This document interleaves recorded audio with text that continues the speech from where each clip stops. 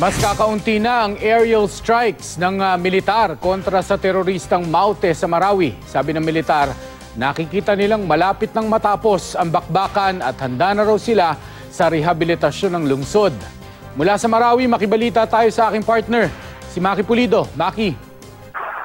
Partner, ayaw nang magbigay ng deadline o timeline ni DND Secretary Delfin Lorenzana dahil 3 beses na raw siyang nakuryente. Pero sabi niya, nakikita niyang nalalapit na ang pagtatapos ng bakbakan sa Marawi City. Kung ihahambing kasi sa mga nakaraang araw, mas kaunti na yung aerial strikes ngayong araw. Meron pa rin kaninang umaga hanggang ngayon namang hapon. But not as much, Mark.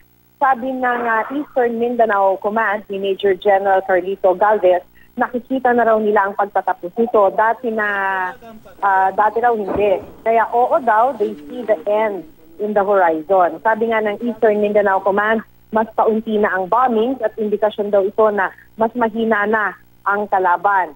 Aminado si Lorenzana na matindi ang damage sa sentro ng bakbakan sa Marawi, 500-pounder na mga bomba ang hinulog doon, kaya talagang malaki ang damage at marami sa mga gusali, sa mga bahay at iba pang istruktura ang talagang durog na, maliban din sa mga moske. Pero handa na raw sila sa rehabilitasyon, may team na raw na handang mag-assess kung magkano ito aabutin.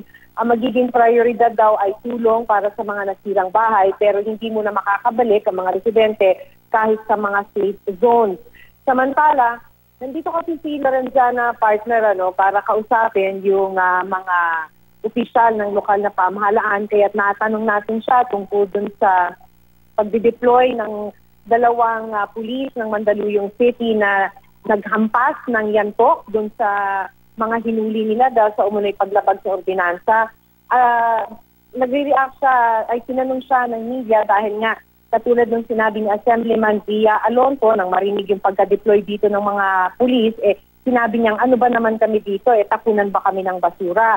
At alam mo, medyo nakahanap ng kakampi si Assemblyman Zia kay Lorenzana dahil sabi ni Lorenzana hindi naman daw talaga tama na mag-deploy sa Marawi ng mga tiwaling pulis at dapat daw ang pinapadala dito ay ang best and the brightest.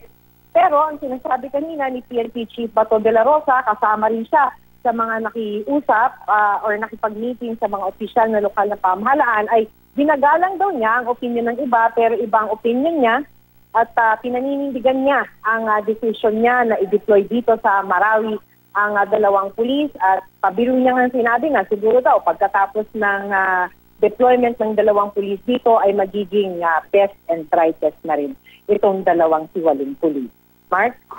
Partner, balikan ko lang yun dun sa sinasabing yung obserbasyon yung konti na lang, yung aerial strike. Kamusta naman yung ground fighting? Napansin mo ba, partner, kung humuhupa na rin o nabawasan man lang? Meron pa rin, Mark, pero talagang kung ikukumpara mo dun sa mga nakalipas na araw, mas kaunti yung even yung putok ng ground troops, yung palitan ng putok ng baril, mas konti na rin yung air strike. Yun yung tinanong natin kanina kasi syempre obserbasyon natin yun. We wanted to find out yung ng military. Kaya nung tanong natin yan kay General Galvez. Tapos, oo, sinabi niya talagang mas konti na daw talaga ngayon. Na dahil nga daw, yun yung indication na nakikita nilang nalalapit na. In fact, ang sinabi niya, may sarili silang deadline, hindi lang nila sinasabi. Pero ngayon, talagang nakita na nila, nakita na nila yung deadline. Hindi lang nila masabing exact data, pero nakita nila yung talagang araw ng pagtatapos na ito, Mark. Kamusta, Maki, yung mga bakwit? Dahil nakaka-disturb din yung mga storya ba, Maki, na may mga namamatay, nagkakasakit, everyday, nadadagdagan. Kamusta ba sila ngayon?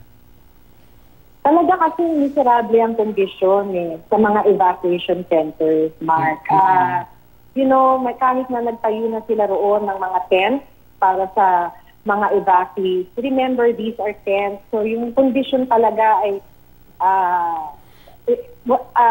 ang word lang talaga that's entering my mind right now is talagang miserable. Kahit yung mga palikuran ay kulang, halos wala actually. So talagang mahirap yung kanilang kondisyon. Alam mo, maswerte pa nga kung tutuusin yung mga nasa evacuation centers dahil bilang sila. Ibig sabihin, nasa listahan sila at saka nasa radar sila ng DSWD. Kasi marami naman sa mga evacuees are homestays. So ibig sabihin nun, nakikitira yung mga yan sa kanilang mga kamag-anak, sa kanilang mga kaibigan. Yun na yung may mga nakausap tayong mga ganyan, mga homestay evacuees, na sinasabi nga nila ni isang lata ng sardinas, hindi pa sila nakakatanggap. There was one evacuee I talked to na minsan sa isang araw na lang sila kumakain dahil wala nang pagkain. Yung isa naman na nakausap tong evacuee, ang sinasabi niya, kung maswerte pa dahil nakakadalawang beses sa isang araw sila kumain. Pero yun nga lang, nalulubog na sila sa utang.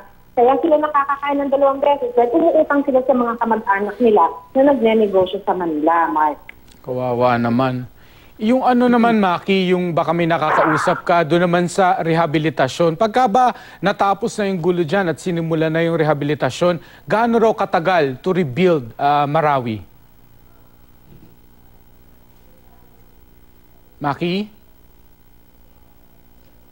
Maki, nawala na sa linya si Maki. Anyway, maraming salamat sa iyo, partner. Si Maki Pulido po, nasa Marawi City.